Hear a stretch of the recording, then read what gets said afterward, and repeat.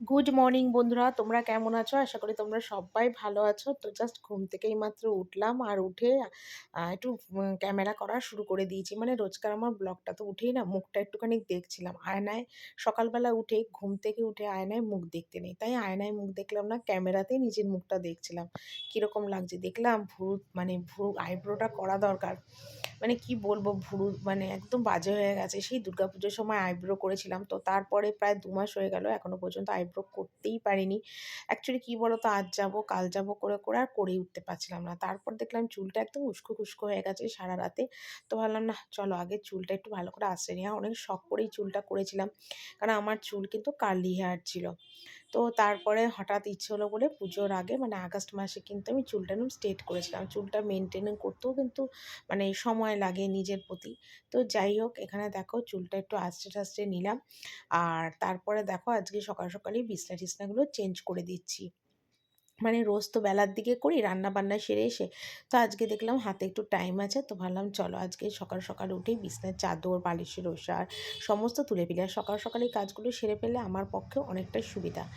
তো আজকে সোমবার ছিল, আর আজকে চান করে যাব ঠাকুর ঘরে পুজো দিতে। প্রতি সোমবার করেই কিন্তু আমি বাবার মাথায় এখন জল ঢালতে যাচ্ছি। আগে একটা সময় ছিল প্রতি সোমবার যেতাম, কিন্তু মাঝখানে প্রায় অনেক কটা বছর চলে গেছে যে প্রতি সপ্তাহে আমি বাবার মাথায় জল ঢালতে যেতে পারিনি। তার একটা অনেক বড় কারণ আছে।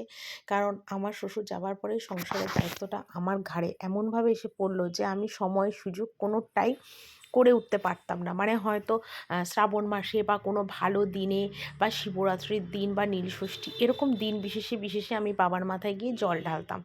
কিন্তু এখন আমি ঠিক করেছি যত যা হয়েই যাক না কেন, যে আমি প্রতি সোমবার বাবার মাথায় এবার জল ঢালবো। ১০ মিনিটের জন্যে হলেও আমি প্রতি সোমবার ঠাকুর ঘরে যাব। এটা আমি মনে, মনে ভেবেই নিয়েছি। কারণ সংসারের কাজ প্রতিদিন থাকবে, সারা বছর থাকবে, সারা মাস থাকবে। তো সব যখন আমি সংসারে করতে পারছি, তাহলে এই কাজটা আমার কেন বাদ যায়, তাই না? ঠাকুরের পুজোটা করা, নিজের মনটা ভালো রাখা, ঠাকুরের কাছে সবার জন্যে প্রার্থনা করা, সেটা কেন আমার বন্ধ থাকে? তো সেই সব চিন্তা করে আমি এইটাই ভেবেছি যে যত যা হয়ে যাক, সংসারের কাজের ফাঁকেও আমাকে এই কাজটা করতে হবে।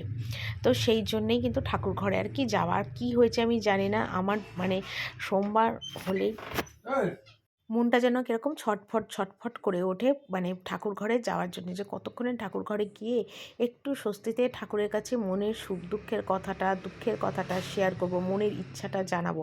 যদিও ঠাকুর আমার সমস্ত কিছুই জানে, যে আমি কিভাবে চলি, কিভাবে না চলি, কি মনে দুঃখ কষ্ট সবটাই ঠাকুর জানে। কিন্তু তবু একটা বলে না যে ঠাকুরের কাছে যখন মন কষ্ট হবে, দুঃখ হবে, ঠাকুরের কাছে গিয়ে বললে মনটা অনেক হালকা হয়ে যাবে, ভালো লাগবে। তো আমারও না সেরকমই মনে হয়। তো সেই জন্যে আমার সোমবার হলেই মানে ঠাকুরের কাছে যাওয়ার জন্য মনটা আমার ছটফট করে ওঠে। তো যাই হোক, কিন্তু সকাল থেকে তো কাজকর্মগুলো আমায় সারতে হবে। আমার বাসি কাজ যেগুলো আছে, বাসন মাজা, ঘর মোছা, সেগুলো তো সারতে হবে না, না সেরে কোথায় যাব বলো? তো সেই জন্যেই দেখো একদম সকালবেলাতে উঠেই সমস্ত কিছু সারলাম। সেরে এই যে দেখো বাসি বিছনা-টিছনাগুলো সমস্ত তুলে নিচ্ছি। আর এখানে দেখো তুলে নিচ্ছি। আর ওদিকে দেখো বাবু তো ঘুম থেকে উঠে মুখ-টুখ ধুয়ে এলো। আর এসে মুখ মুছছে। আর তোমাদের দাদাভাই এসে যেন আমাকে কী যেন একটা কথা বলছিল। আর তার আগে তোমাদের দাদাভাইকে বলছিলাম যে, "আমাকে তুমি তো বাজার যাবে, তা আমাকে একটুখানি ফুল এনে দিও।" তো ও বলছে, "না, আমি ফুল আনতে পারবো না।" তা আমি আর মুখে কিছু বললাম না। আমি শুধু বললাম যে, "পারলে একটা অন্তত আমাকে বেলপাতা এনে দিও। আর কিছু লাগবে না। মনে ভালোবাসা থাকলে, ভক্তি থাকলে একটা বেলপাতাতেও আমি মনে করি ভোলে বাবা সন্তুষ্ট হয়ে যাবে।" তো যাই হোক, আগে ঠাকুর ঘরে যখনই আমি যেতাম তখন আমার শ্বশুর আমাকে অনেক ফুল এনে দিত। বেলপাতা, ধুতরা ফুল, কাঁটা, বেল ফুলের মালা, আকন্দ ফুল অনেক কিছু এনে দিত। এখন সত্যি কথা অত কিছু দিয়ে পুজো করতে আমি পারি না। যখনই যাই হুট করে ঠিক হয়, আর হুট করে যাই, যা থাকে সেই ফুল দিয়ে আমি পুজো করি। তো মনে, মনে এটাই ভেবেছি যে কিছু না থাকুক, একটা বেলপাতা থাকলেই শুধু বেলপাতা দিয়েই বাবার মাথায় জল ঢেলে দিয়ে আসবো। ওটাই আমার কাছে অনেক শান্তি। তবু তো ঠাকুর ঘরে যেতে পারবো, আর সত্যি কথা বলছি, ঠাকুর ঘরে গিয়ে মনটা এত ভালো লাগে, এত ভালো লাগে, মানে মনটা জাস্ট ভরে যায়। সারাটা দিন যে আমার এত মনটা আনন্দ থাকে, ফুরফুরে থাকে, তোমাদের ঠিক আমি না বলেই বোঝাতে পারবো না। তো যাই হোক, এখানে দেখো তোমাদের সাথে অনেকগুলো কথা বলতে বলতে এদিকে বিছনা টিছনা তুলে, বিছনার চাদরগুলো তুলে সমস্ত পরিষ্কার করলাম। আর এখানে দেখো শীতকাল এসে গেছে, এই কম্বল নিয়ে যে কী ঝামেলা হয়েছে কে জানে। গরমকালে এত কিছু ঝামেলা থাকে না, কিন্তু শীতকাল হলে এত মানে ঝামেলা হয়, মানে আর তোমাদের কি বলবো। তো যাই হোক, এখানে কম্বল টম্বলগুলো সব গুছিয়ে নিলাম। তারপর টুকিটাকি কিছু জামা কাপড় ছিল যেগুলোকে এখন ভাঁজ করে নিচ্ছি। তো ভালোই হলো, সকাল সকাল আমার এইগুলো হয়ে গেল আর কি। তো যাই হোক, মোটামুটি আমার অনেকটা কাজকর্ম এগিয়ে নিলাম। তো এরপরে বাসি বাসন টাসনগুলো মাজবো। না, তার আগে তোমাদের একটা কথা বলি, আমার কিন্তু সকালবেলা উঠে চা টা খেয়ে বাসি কাজকর্ম কিন্তু হয়ে গেছিলো।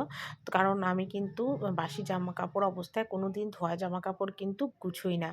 আমি কিন্তু সবসময় বাসি ছেড়ে তারপরেই ধোয়া জামা কাপড় তুলি। তো যাই হোক, সময় সুযোগটা হলো বলে এগুলো আবার একটু গুছিয়ে নিলাম, কারণ আমি জানি ঠাকুর ঘর থেকে আসার পরে আবার রান্নার কাজে ঢুকে পড়তে হবে, সময় আর হাতে একদমই থাকবে না। আর এদিকে বেলাও হয়ে যাবে, আর এই কাজগুলো আমার পড়ে থাকবে। তো সেই জন্যে তাড়াতাড়ি করে আগে এই মানে ঘরের কাজগুলো সেরে নিলাম। তারপর দেখো, এখানে কালকে যেগুলো কেচেছিলাম সব এই বারান্দা দিয়ে মেরেছিলাম, সেগুলো আবার এই বারান্দা দিয়ে তুলে নিচ্ছি। মানে যতটা পারলাম হাতে টাইম নিয়ে সমস্ত কিন্তু গুছিয়ে গুছিয়ে সেরে যাচ্ছি, যাতে আমার পরে আর কোনো আর কি অসুবিধাটা না হয় আর কি। তো যাই হোক, মানে যেটুকুনি পাড়ার কাজকর্ম করার সমস্ত কাজকর্ম কিন্তু আমি সেরে নিচ্ছি। তো যাই হোক, মানে কি বলবো, অনেক সময় কি হয় বলো তো, সকালবেলা উঠে না ভিডিও করতে ইচ্ছাই করে না, মন চায় না। কিন্তু কি বলো তো, এটা তো আমার একটা ডেলি রুটিনের মধ্যে পড়ে গেছে। আর তোমাদের কাছে প্রতিদিনের যাই করি না কেন, সেটা যদি শেয়ার করতে না পারি আমার একদমই ভালো লাগে না। তো যাই হোক, ওখানে দেখো সমস্ত জামা কাপড়গুলো তুললাম, তুলে দেখো এখানে বসার ঘরে এলাম। তো অনেক দিন হয়ে গেছে এই ঘরে আবার চাদরটা, বিছানার চাদরটা তুলি না। তো আগে তো এর এত কিছু থাকতো না। তো এই ঘরে আমি আমার শীতের যত সোয়েটারের চাদরের ব্যাগ এটা রাখি। আর এই যে ট্রাঙ্কটা দেখছো, এটার মধ্যে কিন্তু তোমাদের দাদাভাইয়ের যত শীতের সোয়েটার, কম্বল, মাফলার, টুপি, জ্যাকেট সব কিছু শীতের জিনিস থাকে। তো এটা একটা সমস্যা, মানে ছেলে একটু ধরে, মানে মানে কি বলবো, ট্রাঙ্কটা একটু ধরে ধরে তোলে, তারপরে আমি চাদরটা কিন্তু পেতে দিই, কেন একা তো আর ট্রাঙ্ক ধরে তুলে পাততে পারবো না। আর সকালবেলা যেহেতু বাবু উঠে গেছে, তো বিছনাটাও তোলার সময় ওকে বললাম একটুখানি ভিডিওটা করে দে, তো ভিডিও করে দিল। যাই হোক, সকাল সকাল আমার এই সব বিছনা টিছনা তোলার সমস্ত কাজ মোটামুটি কমপ্লিট হয়ে যাচ্ছে। আর দেখতে পাচ্ছ কি সুন্দর রোদ এসছে ঘরের মধ্যে। তো বাবুকে একটু বললাম তুলে দিতে, তো বাবু এবার তুলে দিল, আর আমি চাদরটা পেতে দিই। চান করে ঠাকুর ঘরে চলে এলাম। আর আজকে যেহেতু সোমবার, আর সোমবার করে তো জানোই আমি বাবার মাথায় জল ঢালি, পুজো দিই। তো চলে এলাম, এসে এবার ঠাকুর ঘরটা একটুখানি মুছে নিই, মুছে নিয়ে তারপরে একবারে পুজোতে বসবো। আর বাবু কটা টগর ফুল তুলতে বললাম বাবুকে, যে বাবু কটা টগর ফুল তোলা গেছে, এখানটা ঝুলে রাখ, আমি পরে নিচ্ছি। তো টগর ফুল তুলতে বললাম, পরে ঘরটাকে মুছে নিয়ে তারপরে আর বাকিটা করবো। হ্যাঁ, তো ঠাকুরঘরটা মুছলাম, আর মুছে একদম ধূপকাঠি জ্বালিয়ে, মোমবাতি নিয়ে, ফুল ঢোল নিয়ে সব একদম গুছিয়ে বসলাম। তাহলে আমার অনেকটাই সুবিধা হবে, তাড়াতাড়ি করে পুজোটা করে নিতে পারবো। তো সেই জন্য একদম গুছিয়ে নিয়ে আর কি বসলাম। তো আমি তো এখন পুজো করব, তারপরে গিয়ে রান্না বসাবো। বেলার দিয়ে কিন্তু আমার শাশুড়ি আসবে আবার পুজো করতে। তো যাই হোক, আর আমার তো বাড়িতে বাবা প্রতিষ্ঠায় কোনো অসুবিধে নেই। তো এমনিতেই বাবাকে জল ঢালতে পারি। তো আগে না আমি দুধও ঢালতাম বাবার মাথায়, কিন্তু ওই যে বললাম, এখন আমি সব কিছু পুজোর জিনিস পাই না গো হাতের সামনে। তো যা পাই সেটাই করি। আর মনে মনে ভাবি কি, যে মনে থাকলে মন ভরে যেটা মন চাইবে সেটাই করাটাই আমার মনে হয় ভালো। তো সেই জন্যে যা হাতের সামনে থাকে সেইভাবেই এখন আমি বাবার পুজোটা করে নিই। তাই ওই যে বললাম না, যে মনে ভক্তি থাকলে, ভালোবাসা শ্রদ্ধা থাকলে যা দিয়ে বাবাকে পুজো করব, সেটাই কিন্তু আমার ভগবান নেবে। আর আমি মনে করি মনের মধ্যে বিশ্বাস, ভালোবাসা, টানটা থাকলে সেই পুজো ভগবান গ্রহণ করে, এটাই মনে করি। আর অনেক কিছু দিয়েও যদি মনের মধ্যে ভক্তি বিশ্বাস না থাকে, সেটা কিন্তু ভগবান গ্রহণ করে না, এটাই আমি মনে করি। আর ভগবান তো জানে আমার পরিস্থিতি, আমি কেমন, সব কিছুই জানে। আর আমি ঠাকুর ঘরে এসে কোনো সময় মিথ্যে কথা বলতে পারবো না, যে আমি এরকম বা ওরকম বা এটা বা ওটা, কখনো বলতে পারবো না। ঠাকুর ঘরে হাজার মানে অনেক ধরনের মানুষই তো ঠাকুর ঘরে আসে, পুজো করে, মন্দিরে যায়। কিন্তু এমনই জায়গা না, ঠাকুর ঘরে এসে বা ঠাকুরের স্থানে মন্দিরে এসে কেউ মিথ্যে কথা বলতে পারে না। তো আমিও তোমাদের কাছে এই যে পুজো করছিলাম, তো সবার নামে মঙ্গল কামনা করি, সব কিছুই করি। আমিও তোমাদের কাছে কোনো কিছু মিথ্যে কথা শেয়ার করি না আমার লাইফের সম্বন্ধে, যে আমার লাইফে কতটা সমস্যা আছে, কতটা দুঃখ আছে, কতটা টেনশন আছে, আমি কীভাবে দিন যাপন করি, যেইটুকুনি তোমাদের কাছে শেয়ার করেছি। আমি কিন্তু এখনও পর্যন্ত একটা কিছু মিথ্যে কিছু শেয়ার করিনি। যা শেয়ার করছি তোমাদের কাছে কিন্তু সবটাই সত্যি শেয়ার করেছি।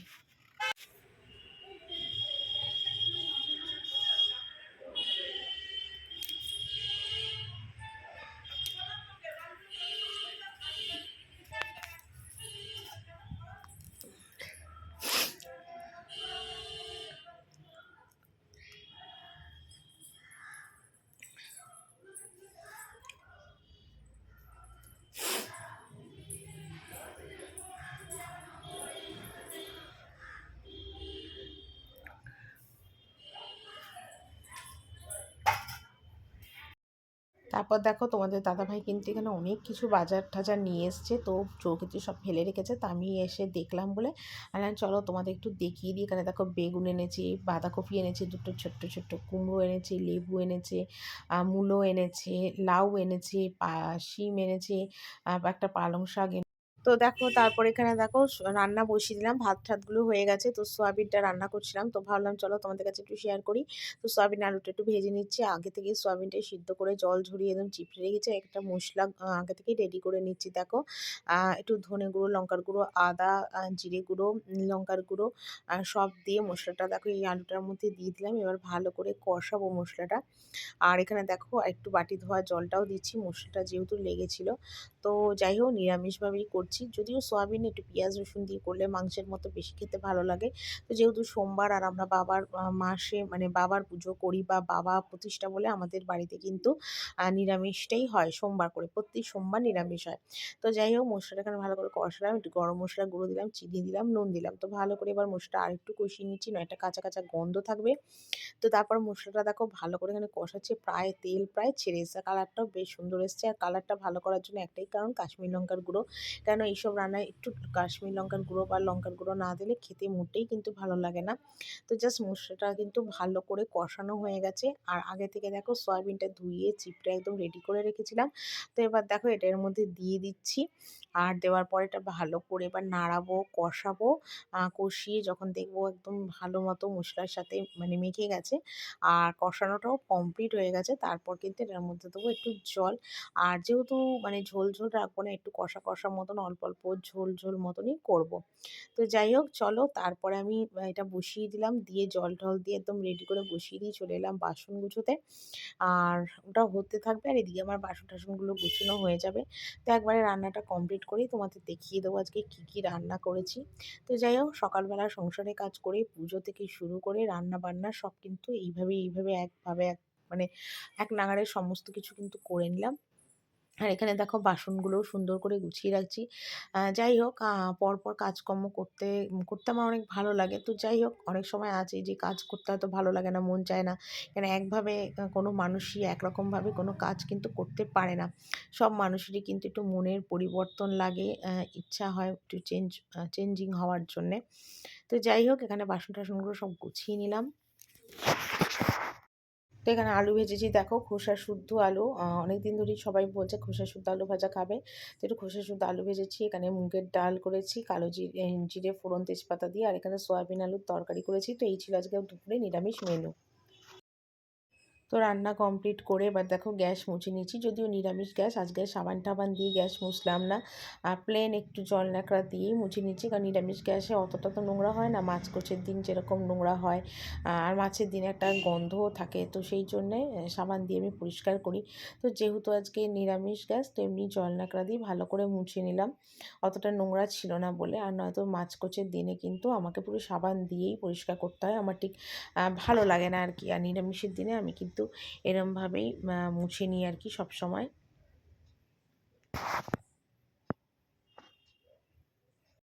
তো গুড ইভিনিং বন্ধুরা, সন্ধ্যা হয়ে গেছে, ফোনটা চার্জে বসিয়েছিলাম, তাই আর তোমাদের কাছে ভিডিও শেয়ার করতে পারিনি। তো বিকেলবেলা বাবুকে দুধ কেলক্স দিয়েছিলাম, তো এখানে দুধটা ঠান্ডা করে খেতে দিলাম, তো বাবু এখন খাচ্ছে। তো চলো বন্ধুরা, আজকের ভিডিওটা এখানেই শেষ করছি, কালকে আবার একটা সুন্দর ভিডিও নিয়ে চলে আসবো। আশা করি আমার ভিডিওটা অবশ্যই তোমাদের ভালো লাগবে। আজকের মতন বিদায় নিলাম সবার কাছ থেকে, টাটা।